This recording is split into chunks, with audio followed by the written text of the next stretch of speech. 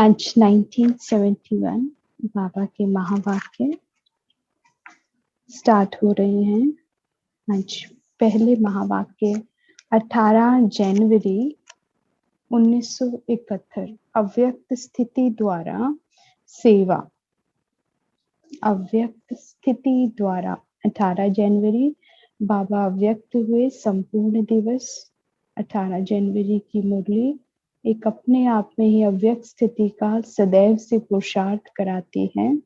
बाबा ने इसमें कहा अव्यक्त स्थिति हम कैसे बनाएं, क्या है और कैसे अव्यक्त स्थिति सेवा करती है। अव्यक्त स्थिति कितनी इम्पोर्टेंट है कर्म योग में भी। तो बाबा कहते हैं आज आवाज से परे जाने का दिन रखा हुआ है। तो आज बाबा ने कहा आज आवाज से परे जाने का दिन रखा हुआ है। तो बाप दादा भी आवाज में कैसे आए? दिन ही कौन सा है? अव्यक्त दिवस, संपूर्ण होने का दिवस। तो बाबा ने कहा फिर बाबा भी इसमें आवाज में कैसे आए? आना अव्यक्त वतन से है, लेकिन आवाज में भी आते हैं तो अव्यक्त स्थिति बन सकती है। आवाज से परे रहने का अभ्यास बहुत आवश्यक है। आवाज में आकर जो आत्माओं की सेवा करते हो उससे अधिक आवाज से परे स्थिति में स्थित होकर सेवा करने से सेवा का प्रत्यक्ष प्रमाण देख सकेंगे। अपनी अव्यक्त स्थिति होने से अन्य आत्माओं को भी अव्यक्त स्थिति का 1 सेकंड में अनुभव कराया तो वह प्रत्यक्ष फल स्वरूप आपके सम्मुख दिखाई देगा। बाबा कह रहे हैं बहुत इंपॉर्टेंट है अव्यक्त स्थिति में स्थित होकर सेवा करना, और सेवा हमसे हर क्षण हो रही है। इस पूरे 24 घंटे में 1 सेकंड भी बाबा कहता है बिना सेवा के नहीं है। नींद में भी सेवा हो सकती है।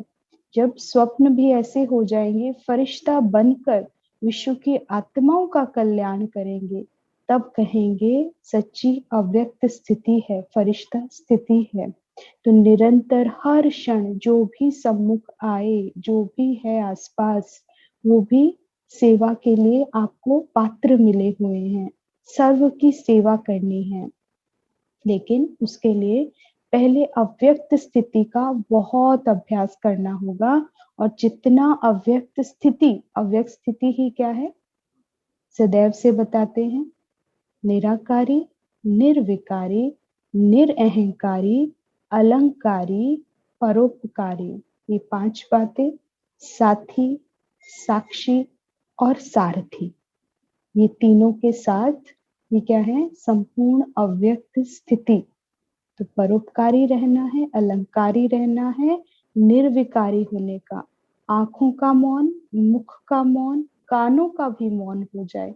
जब आंख भी अव्यक्त हो जाए, ऐसी स्थिति हो कि आपकी दृष्टि सदैव तीसरे नेत्र से कार्य चल रहा हो, इन दोनों खुली आंखों से नहीं, लेकिन तीसरे नेत्र से। मुख का भी मौन हो, पहले मुख का होगा, फिर धीरे धीरे अभ्यास बढ़ते बढ़ते मन का भी मौन हो जाएगा। तो बाबा कहते हैं ये है अव्यक्त स्थिति, और घड़ी घड़ी इसका प्रैक्टिस होना। जैसे आवाज 1 सेकंड में आ जाते हैं, आवाज में, आवाज से परे भी इतना ही सहज हो जाए। बाबा ने कहा लेकिन उस आवाज में भी अव्यक्ति वाइब्रेशन का प्रवाह किसी को भी बाप की तरफ आकर्षित होगा। और जितना अव्यक्त होने के बाद व्यक्त होंगे तो बहुत पावरफुल वाणी होगी। जैसे बाबा की पधरामणि होती थी तो सारा माहौल, बाबा भी तो व्यक्त हो रहे होते थे, लेकिन अव्यक्त से व्यक्त होना बहुत पावरफुल होता है। तो बाबा ने कहा वह आवाज सुनते हुए उन्हों को आपकी अव्यक्त स्थिति का अनुभव होने लगेगा।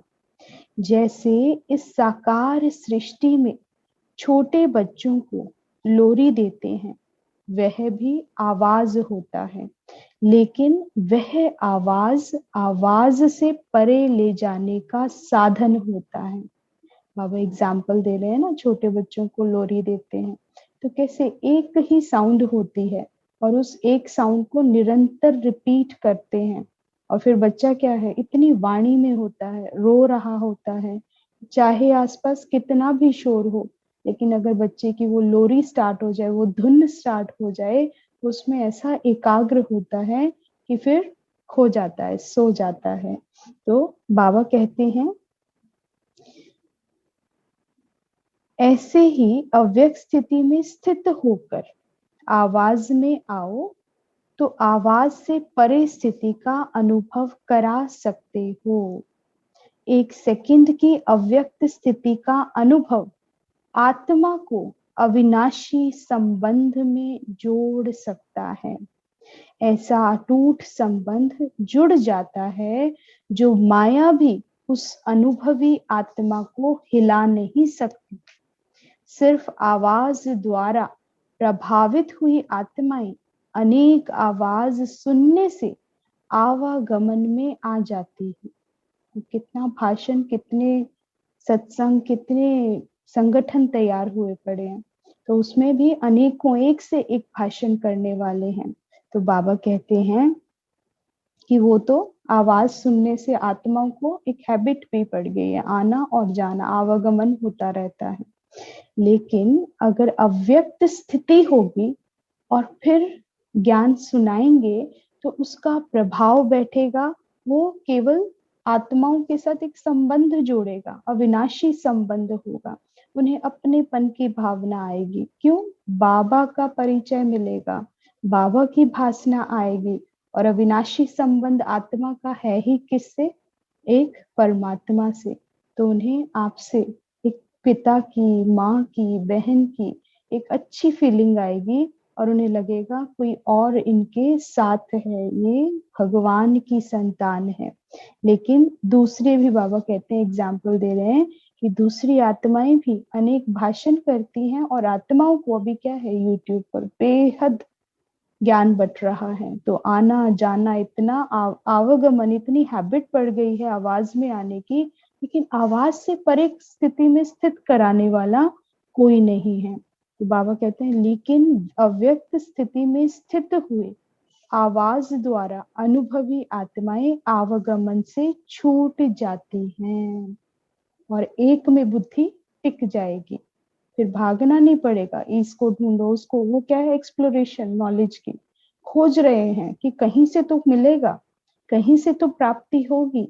लेकिन जो अव्यक्त स्थिति में स्थित होकर ज्ञान सुनाएगा, तो बाबा कहते हैं उसका ये आवाज में बार बार आना, इतना आवागमन, इससे छूटकर एक रस स्थिति में, अव्यक्त स्थिति में वो आत्मा भी ठहर जाएगी। ऐसी आत्मा के ऊपर किसी भी रूप का प्रभाव नहीं पड़ सकता। सदैव अपने को कंबाइंड समझे, कंबाइंड रूप की सर्विस करो, केवल अकेले नहीं करना, शिव शक्ति कंबाइंड स्वरूप की सेवा करो, अर्थात अव्यक्त स्थिति और फिर आवाज। पहले योग, फिर कर्म पर उतरो तो वो कर्म योग हो जाएगा। दोनों की कंबाइंड रूप की सर्विस वारिस बनाएगी। सिर्फ आवाज द्वारा सर्विस करने से प्रजा बनती जा रही है, तो अब सर्विस में नवीनता लाओ। इस प्रकार की सर्विस करने का साधन कौन सा है? बाबू पूछते हैं, प्रश्न कर रहे हैं। जिस समय सर्विस करते हो उस समय मंथन चलता है, लेकिन याद में मगन यह स्टेज मंथन की स्टेज से कम होती है।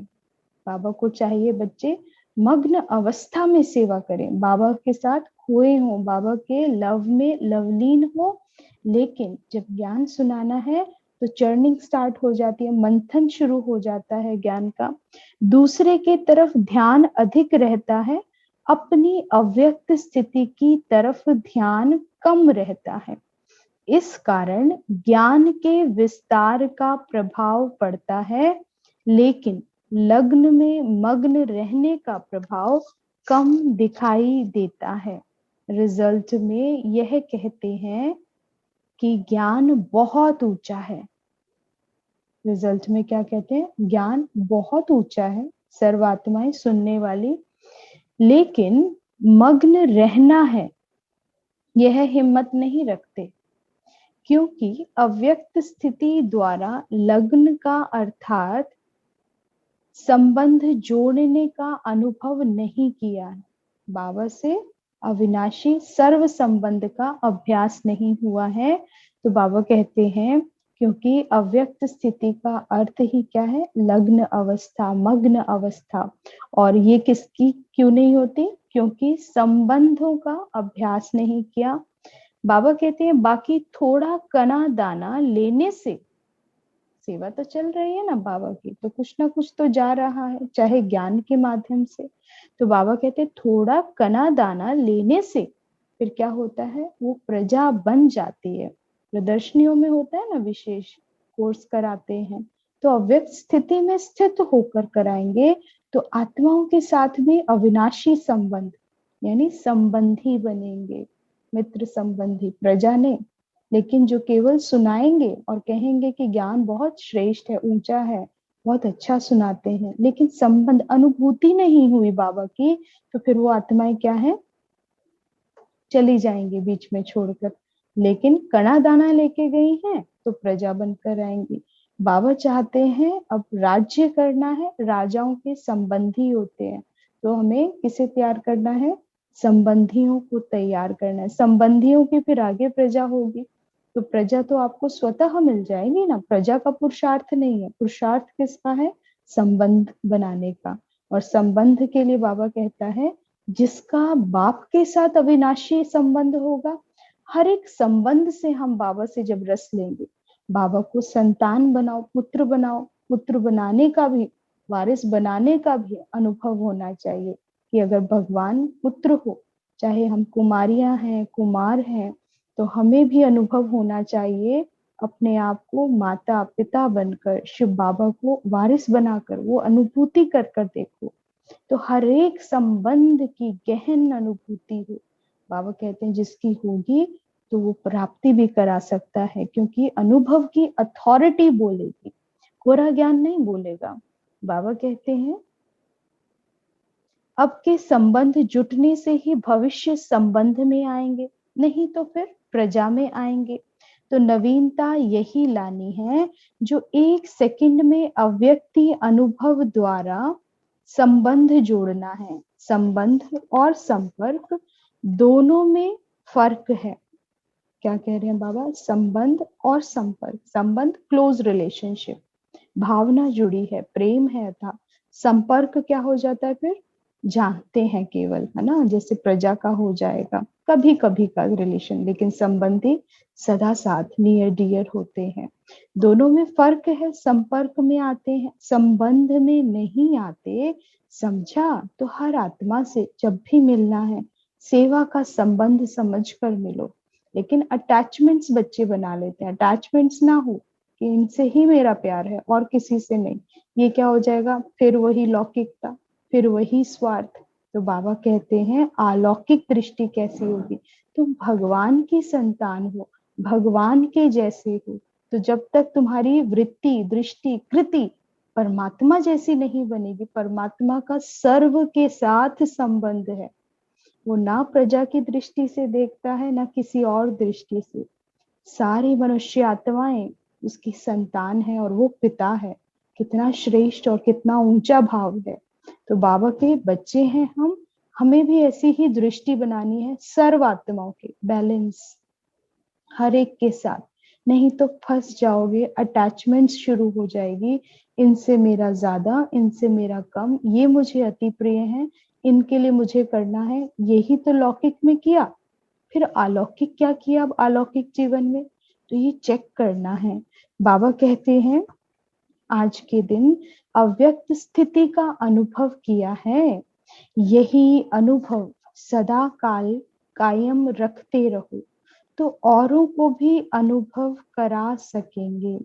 आजकल वाणी व अन्य साधन अनेक प्रकार से अनेकों द्वारा आत्माओं को प्रभावित कर रहे हैं। कितना कुछ आ गया, कोई पावर पॉइंट प्रेजेंटेशंस दे रहे हैं हम, है ना, कभी कुछ कर रहे हैं, ये इतना जूम का सेवा है, तो अनेक साधन आ गए हैं। और अनेक साधन से भी फिर वाणी में भी आ रहे हैं, और वाणी से फिर बाबा कहता है कि आवाज में जा रहे हो, लेकिन पुरुषार्थ क्या हो, साधन भी ऐसे हो जो आपकी अव्यक्त स्थिति बनाए, अनेक प्रकार से अनेकों द्वारा आत्माओं को प्रभावित कर रहे हैं, लेकिन अनुभव सिवाय आप लोगों के अन्य कोई नहीं कर सकते हैं, न करा सकते हैं। जो खुद अनुभव करेगा, जो खुद अभ्यासी होगा राजयोग का, जो निरंतर अव्यक्त स्थिति का पुरुषार्थ कर रहा है, बीज रूप स्थिति का पुरुषार्थ कर रहा है, उन्हीं के पास खजाना मिलेगा, वही कुछ अनुभव करा सकते हैं। इसलिए आज के समय में यह अनुभव कराने की आवश्यकता है। किसी को ज्ञान नहीं चाहिए। अभी भी हमारे पास कोर्स के लिए आते हैं ना, तो फिर पहले क्या कहेंगे, दीदी कब कोर्स खत्म होगा, मेडिटेशन कब शुरू कराओगे, हमें मेडिटेशन करना है। ज्ञान सुनने की दिल ही नहीं है। ये तो सुना है, बहुत सुना है, यूट्यूब पर भी है, तो सब किसके लिए आ रहे हैं, योग के लिए आ रहे हैं, अनुभव करना चाहते हैं।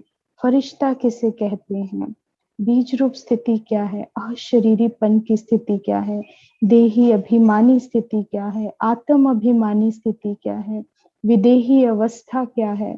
जो खुद इनमें रमण करेगा, इसका अनुभव लेगा, अनुभव ही तो कुछ बता सकता है कैसे करना है और कितना समय इसमें रुक सकते हो। ये अभ्यास भी जरूरी है। बाबा ने कहा सभी के अंदर अभिलाषा भी है, थोड़े समय में अनुभव करने के इच्छुक हैं, सुनने के इच्छुक नहीं, अनुभव में स्थित रहे अनुभव कराओ। अब विशेष अनुभव करना है, एक पकड़ो अफर्मेशन, एक स्वमान पकड़ो और उसमें स्थित लंबे समय तक, आज पूरा दिन, जैसे अव्यक्त स्थिति बाबा कह रहे हैं, तो मुझे पूरा दिन इन आंखों की अव्यक्त स्थिति बनानी है, आंखों का मौन करना है, इन्हें भी अव्यक्त कर दो, बहुत व्यक्त होती है ये भी, मुख का मौन कर दो, कर्मेंद्रियों पर विशेष ध्यान करो। जब इन तीनों पर कंट्रोल हो जाएगा ना, तो फिर अपने आप स्वतः अपना सूक्ष्म अनुभव करोगे, अव्यक्त स्थिति अनुभव करोगे, और आपको फिर ज्ञान बोलना नहीं पड़ेगा। आपका ऑरा, आपकी प्रेजेंस, आपकी वाणी, आपकी दृष्टि सब अपना कार्य करेगी। हर कर्मेंद्री सेवा के लिए खड़ी होगी। इन्हें सेवाधारी बना दो, इनको आज्ञा दो तुम्हें क्या सेवा करनी है, पहले परिपक्व बनाओ, उसका अभ्यास कराओ, बहुत घंटों तक, देर देर तक, अमृत वेले का समय, जैसे ब्रह्मा बाबा 2 बजे से 5 बजे तक मम्मा पुरुषार्थ करती थी। फिर उसके बाद दिन में भी क्या है, एकांतवासी, फिर रात्रि में एकांतवासी, फिर अमृत वेला एकांतवासी। तो कितना समय निर्धारित किया था, तब जाकर ये आत्माएं संपूर्णता की स्टेज पर पहुंची। तो बाबा कहते हैं आप भी अनुभव एकत्रित करो। सभी का स्नेह वतन में मिला, सुनाया था 3 प्रकार की याद और स्नेह वतन में पहुंची। अब कैसे कैसे स्नेही बच्चे हैं बाबा बताते हैं, वियोगी, योगी और स्नेही। वियोगी, योगी बच्चे और स्नेही बच्चे, तीनों ही रूप का याद प्यार बाप दादा को मिला। रिवाइज कोर्स के वर्ष भी समाप्त होते जा रहे हैं। वर्ष समाप्त होने से स्टूडेंट को अपनी रिजल्ट निकालनी होती है। तो इस वर्ष की रिजल्ट में हर एक को अपनी कौन सी रिजल्ट निकालनी है, इसकी मुख्य 4 बातें ध्यान में रखने, ये है आज का होमवर्क। एक, पहली कौन सी रिजल्ट निकालेंगे, अपने में सर्व प्रकार की श्रेष्ठता कितनी है, अपने में सर्व प्रकार की श्रेष्ठता, हर प्रकार की श्रेष्ठता बाबा कहते हैं चेक करो कितनी है। उसमें कमी कमजोरी का गायन नहीं करना, चिंतन नहीं करना, मुझ में तो है ही नहीं, ये शब्द नहीं बोलने, नहीं है तो उस पर एकाग्र करो, अटेंशन दो और उसके प्रति जो बाबा के महावाक्यों में हर तरह का पुरुषार्थ है, हर बात का पुरुषार्थ है, तो उसे उठाओ और उस पर पुरुषार्थ शुरू कर दो। लेकिन उसका चिंतन नहीं करो कि मुझ में नहीं है, कमी है। श्रेष्ठ हैं बाबा के बच्चे, श्रेष्ठ बनना है, बाबा श्रेष्ठ बनाकर ही लेकर जाएगा, ये उसका वायदा है। दूसरा है संपूर्णता में व सर्व के संबंध में समीपता कितनी आई है। अपनी चेकिंग करो और पहले खुद का ही चेक करो कि बाबा के साथ अविनाशी संबंध कितने समीप आयो, समीप का रिलेशन, बाबा के बहुत नजदीक। बाबा के बच्चे सभी हैं, लेकिन मैं बाबा का कितना लाडला, कितना अति प्रिय हूँ। हमेशा बाबा को अपने समीप देखो। जितना समीप रखोगे, देखोगे, जब वो आपके समीप रहेगा तो आपको सेवा करने की जरूरत है नहीं, है ना, वो खुद सेवा करता है। तो बाबा कहते हैं पहले संपूर्णता में सर्व के संबंध में समीपता कितनी आई है, ये चेक करो। तीसरा, अपने में व दूसरों के संबंध में संतुष्टता कहाँ तक आई है, ये चेक करो। खुद संतुष्ट पहले होना है, और खुद संतुष्ट कैसे होंगे, जब दूसरों को साकाश जाएगा, वाइब्रेशन जाएगा कि वो अपने आप संतुष्ट हो जाएंगे। जब आप संतुष्ट होंगे, आपसे एनर्जी कौन सी जा रही है, संतुष्टता की। लेकिन उसमें चेक करना कि सेल्फ सेटिस्फेक्शन, ये नहीं कहीं स्वार्थ आ रहा हो, अहंकार आ रहा हो, लेकिन वो फिर वाइब्रेशन गलत काम करता है। ये नहीं, अपनी अपनी चेकिंग। आपके आसपास हर आत्मा संतुष्ट होने लगेगी, लेकिन बाबा कहते हैं पहले स्व की सेवा। जो भी दूसरों को देना चाहते हो, एक्सपेक्टेशन रखते हो, उसमें पहले खरे उतरो, तो वो अपने आप उन तक पहुंच जाएगा जो देना चाहते हो। तो पहले खुद संतुष्ट, और बाबा लास्ट में अपने आप सर्टिफिकेट दे देगा। तो बाबा कहते हैं, और चौथा, अपने में शूरवीरता कहाँ तक आई है, शूरवीर कहाँ तक बने हो। कमी कमजोरी का जिक्र नहीं, चिंतन नहीं, पीछे नहीं हटना, संकल्प ही नहीं लाना कि मुझ में तो है ही नहीं, मैं कैसे सेवा कर सकता हूँ, मैं कैसे ज्ञान सुना सकता हूँ, मुझे तो आता ही नहीं। ये कमजोरों की निशानी है। हम तो कौन है, शूरवीर हैं। बाबा को समीप रखो, बाबा का कार्य, बाबा की सेवा बाबा बोलेगा, फिर वो कुछ भी बुलाए, लेकिन पुरुषार्थ करना है, मुरली का अध्ययन घड़ी घड़ी, तो फिर अपने आप आपका मुख भी सेवा करेगा।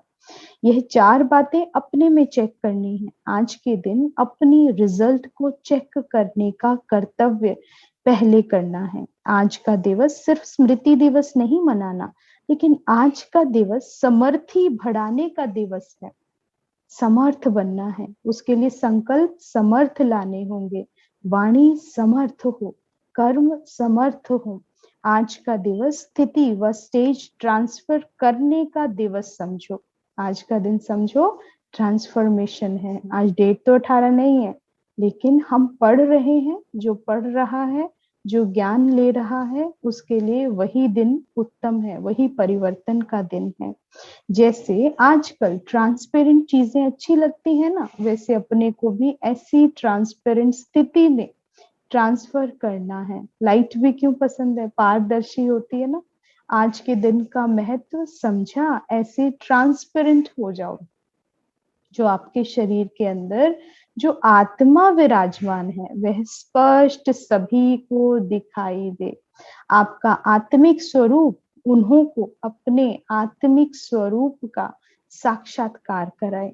इसको ही कहते हैं अव्यक्ति व आत्मिक स्थिति का अनुभव कराना। ऐसा मस्तक में स्वयं को स्थित रखो कि मैं चैतन्य आत्मा लाइट माइट बिखेर रही हूँ। तो बाबा कहते हैं जब वो आपके मस्तक को देखेंगे तो उन्हें लाइट की अनुभूति होएगी। उन्हें लाइट की अनुभूति होएगी तो उनका भी ध्यान कहाँ जाएगा, क्या मेरे मस्तक में भी ऐसी कुछ चमक रहा है, मैं भी आत्मा हूँ। तो वो उसमें खो जाएंगे, अभ्यास करेंगे कि ये पुरुषार्थी हैं, अभ्यासी हैं, ऐसी चमक है तो हमें भी करना है। तो बाबा कहते सहज अनुभव हो जाएगा उनको, अव्यक्त अनुभव। आज याद की यात्रा की रिजल्ट क्या थी, जो बच्चों ने याद किया 18 जनवरी को, तो बाबा रिजल्ट बताते हैं। स्नेह स्वरूप थी, प्रेम से बाबा को याद कर रहे थे, या शक्ति स्वरूप थी? यह स्नेह भी शक्ति का वरदान प्राप्त करता है, क्योंकि प्रेम अपने आप में क्या है? शक्ति है। जब जहाँ प्रेम होता है वहां आत्मा शक्तिशाली अनुभव करती है, क्योंकि संबंध ही क्या है? जो प्रेम का संबंध है हर आत्मा के प्रति। अगर पिता है, माता है आपके घर में, तो ये स्नेही होते हैं, बहुत प्रेम देने वाले होते हैं। तो इनका प्रेम क्या है? स्वतः शक्तिशाली बना लेता है। तो बाबा कहते हैं स्नेह भी शक्ति का वरदान प्राप्त कराता है, कमजोरी का अनुभव नहीं होगा, शक्ति का अनुभव होता है। तो आज स्नेह का वरदान प्राप्त करने का दिवस है। एक होती है पुरुषार्थ से प्राप्ति और दूसरी होती है वरदान से प्राप्ति। एक होती है मेहनत करी और फिर शक्तियां प्राप्त हो। जैसे ऋषि मुनि क्या कर रहे हैं, कैसी साधना करें, कितनी कड़ी पुरुषार्थ कर रहे हैं, फिर उससे शक्तियां, सिद्धियां प्राप्त करते हैं। लेकिन बाबा के बच्चे क्या कर रहे हैं? वरदानों से पल रहे हैं, वरदानों से प्राप्तियां हो रही हैं। तो आज का दिन पुरुषार्थ से शक्ति प्राप्त करने का नहीं है, लेकिन स्नेह द्वारा शक्ति का वरदान प्राप्त करने का दिवस है। जिससे प्यार होता है वो थोड़ा सा भी सेवा करता है ना, थोड़ा सा भी त्याग करता है, तो फिर वो संबंध से वो आत्माएं क्या करती हैं? वरदान, दिल से दुआएं देती हैं, क्योंकि प्यार है ना। तो बाबा भी ऐसे ही कह रहे हैं कि तुम एक कदम उठाते हो, 1000 कदम मेरे, मैं ही कार्य करूंगा। तो हमेशा स्मृति है क्या रहे कि बाबा मेरा साथी है। बाबा को हमेशा साथ रखो, समीप रखो और निरंतर वरदान प्राप्त करो, यानी सेवा करो। वरदान कब मिलते हैं? जब दिल से सेवा करते हो, जब दिल से उस सेवा में प्रेम पूर्वक त्याग होता है, वही फिर साधना, तपस्या कराता है और तपस्या से सिद्धि स्वरूप बनते हैं। तो बाबा कहते हैं स्नेह द्वारा कोई भी वरदाता से वर प्राप्त हो सकता है, कोई भी वर, कुछ भी चाहिए, लेकिन पहले इतना स्नेह, इतना अविनाशी संबंध, इतनी संबंध में समीपता हो। तो बाबा कहते हैं समझा, पुरुषार्थ द्वारा नहीं लेकिन स्नेह द्वारा। किसने कितना वरदान लिया है वह हर एक के ऊपर है, लेकिन स्नेह द्वारा सभी समीप आकर वरदान प्राप्त कर सकते हैं। वरदान के दिवस को जितना जो समझ सके उतना ही पा सकता है, कैच करने वाले की कमाल होती है। बाबा कोई बोलता थोड़ी ना है, बाबा तो सूक्ष्म है, उसका वाइब्रेशन आ रहा है, वो निरंतर दे रहा है। लेकिन अगर तुम कनेक्टेड हो, तुम्हारी टचिंग पावर, कैचिंग पावर है, तो बाबा कहते कमाल तो कैच करने वालों की है। आज के वरदान दिवस पर जो जितना कैच कर सके उन्होंने उतना ही वरदान प्राप्त किया है। इसलिए बाबा के जब महावाक्य, बाबा मिलन होता है, तो बाबा के जो शब्द निकल रहे होते हैं, वरदानी बोल निकल रहे होते हैं, तो अनेकों आत्माओं को जिनको कैच हो जाता है, ये वरदान, ये बोल आज मेरे लिए था, यानी वो कनेक्टेड है। और बाबा कहते हैं ऐसी आत्माएं कमाल कर जाती हैं, उन्हें स्वतः शक्तियां, सिद्धियां प्राप्त हो जाती हैं। आज के वरदान दिवस पर जो जितना कैच कर सके उन्होंने उतना ही वरदान प्राप्त किया। जैसे पुरुषार्थ करते हो एक बाप के सिवाय और कोई याद आकर्षित ना करे, ऐसे आज का दिन सहज याद का अनुभव किया। जैसे पुरुषार्थ करते हो बाप के सिवाय और कोई याद, कोई किसी की याद, संकल्प में भी कुछ भी ना हो, केवल बाबा याद हो। और बाबा को याद करने के लिए अपने हर कर्म, अपनी सोच इतनी सरल बना लो, क्योंकि जहाँ कंफ्यूजन होगा, है ना, जहाँ पर उलझे होंगे, तो वो बातें, वो उलझने बाबा को याद नहीं करने देगी। इसलिए सरलता का गुण लाओ, हर बात में सरलता हो, देखना भी सरल हो, बोलना भी सरल हो, सुनना भी सरल हो, कॉम्प्लिकेटेड कुछ भी नहीं हो। तो बाबा कहते हैं फिर सहज याद का अनुभव होगा, समीपता का अनुभव होगा। आज के ये महावाक्य थे, बाबा ने इसमें बहुत सुंदर एक छोटा सा एग्जाम्पल जो दिया कि जैसे छोटे बच्चों को लोरी देते हैं, वह भी आवाज होता है, लेकिन वह आवाज आवाज से परे ले जाने का साधन है, मोनोटोनस, है ना। तो ऐसे ही हमें स्वमान बाबा देता है, उस स्वमान को बार बार रिपीट करने से फिर क्या होता है, अव्यक्त स्थिति उसका स्वरूप बनने लगते हो। पहले स्वमान लिया, मैं विश्व कल्याणकारी, और जब उसका मंथन चिंतन उसको बार बार रिपीट कर रहे हो तो धीरे धीरे फिर विश्व कल्याणकारी का स्वरूप तैयार होने लगेगा। तो बाबा कहते हैं ऐसे ही आवाज से परे ले जाने का साधन है। ऐसे ही अव्यक्त स्थिति में स्थित होकर आवाज में आओ तो आवाज से परे स्थिति का अनुभव करा सकते हो। एक सेकंड की अव्यक्त स्थिति का अनुभव आत्मा को, एक सेकंड की बाबा कह रहे हैं अव्यक्त स्थिति का अनुभव आत्मा को अविनाशी संबंध में जोड़ सकता है। ऐसा अटूट संबंध जुड़ जाता है जो माया भी उस अनुभवी आत्मा को हिला नहीं सकती। ये थे बाबा के आज के बहुत विशेष महावाक्य। आज का होमवर्क चेक करो अपने में व दूसरों के संबंध में, है ना, संतुष्टता कहाँ तक आई है। चेक करो अपने में शूरवीरता कहाँ तक आई है। बाबा ने आज कहा शूरवीर बनना है, अपने अंदर कमी कमजोरियां बिल्कुल संकल्प से भी ना आए। तो शूरवीरता कहाँ है और उसका बीज ही क्या है, संकल्प। हर संकल्प को चेक करो, क्या ये शूरवीरनी का है, शूरवीर का संकल्प है या किसका है। कैसे बने बैठे हो, कमजोर बने बैठे हो। भगवान की संतान शूरवीर होती है, किसी भी परिस्थिति किसी भी बात से घबराती नहीं है। चेक करो अपने आत्मिक स्वरूप से अगले को, अपने आत्मिक स्वरूप से जो सामने वाली आत्मा है उसके आत्मिक स्वरूप का साक्षात्कार कहाँ तक कराते हो।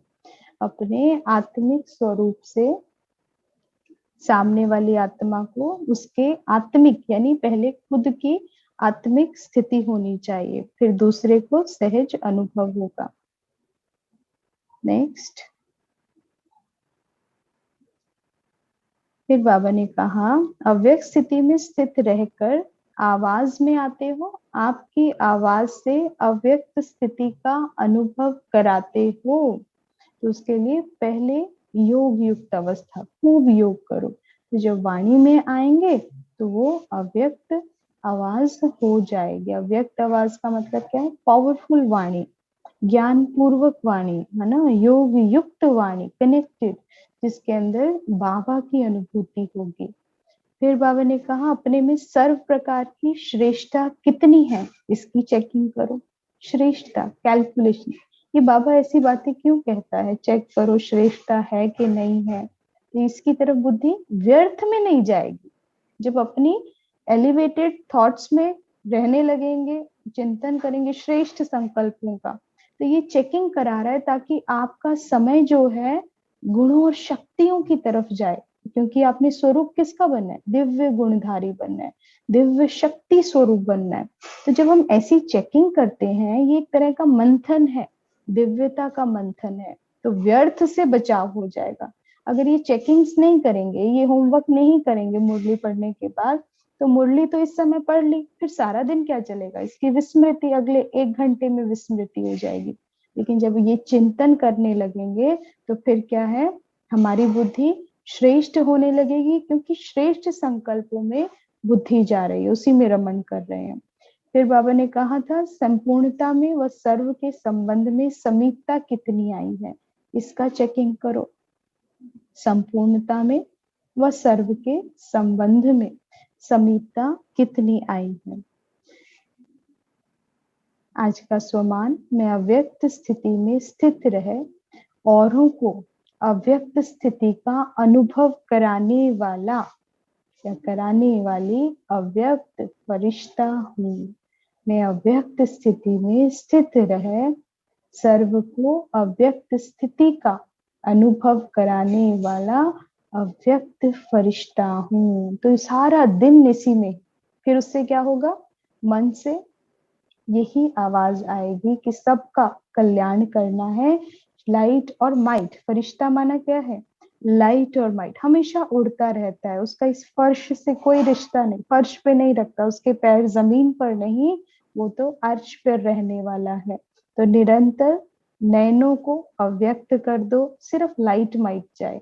मुख से भी फिर क्या है, बाबा ने कहा मुख का मौन रखो, जितना कम बोलेंगे और जितना कम वाणी में आएंगे तो फिर आवाज से परे रहने का अभ्यास हो जाएगा। अच्छा, ये थे बाबा के महावाक्य।